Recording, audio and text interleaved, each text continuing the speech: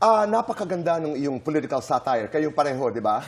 Yung dating doon at saka yung character. Senator Espada. Okay. Ang tanong ko, pag pinasok niyo itong political satire, political parody halimbawa, walang kaba. Kaba in the context of, do I actually, am I comfortable with what I am doing? Politika na itong pinapasok ko. Ako dito boy, mas nangingibabaw yung kaba na gawin yung sketch. Pero yung pagdating doon Ang galing mo dun. Ay, dito boy. Dito boy, iba yung kaba ko nung ginawa yun dito boy. Alam nila lahat yan dito boy. As in, gusto ko nang malubog sa lupa.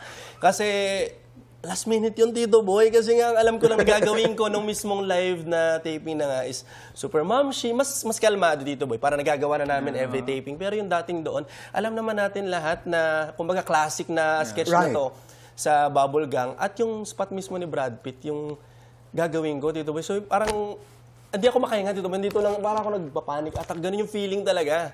So after nung rehearsal nung Sabado, Sunday yung live, dito boy nagpuyat ako. As in 4 hours akong nasa coffee shop. Nagbabasa ako ng palulot. Nanonood ako ng lahat ng kailangan kong panoorin. Ano ang nadiskubre mo? Ito ang gagawin ko pag ginawa ko ito. Was there a mannerism?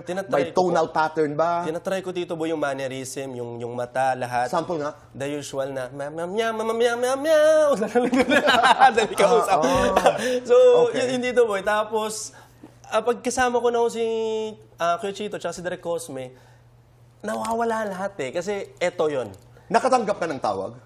Nang tawag po? Oo. Either humanga o ba't mo ginawa yun? Meron dito boy. Sobrang random. May mga tumatawag sa akin na tropa ko na hindi naman sila tumatawag. Nagchat-chat lang. Tumawag para lang, pagsagot ko ng video call, tumatawa. Grabe yun! Mga ganun sila. Okay. So parang iba yung feeling dito boy. Yung iyo naman? Sa akin, Tito Boy, grabe yung kaba ko. Alam mo rin yan. Andun ako. Grabe ang kaba mo dahil? Sa dressing room, Tito Boy, siyempre, natatakot ako kasi natatakot ako sa political side of tapos gagawing comedy. Kinakabahan ako kasi siyempre, kilalang tao din yung in-impersonate ko. Meron ba?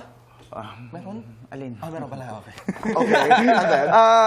Grabe, binabasa ko yung script, tapos nung mag-actors in, biglang pinalitan yung script, ni-revise pala.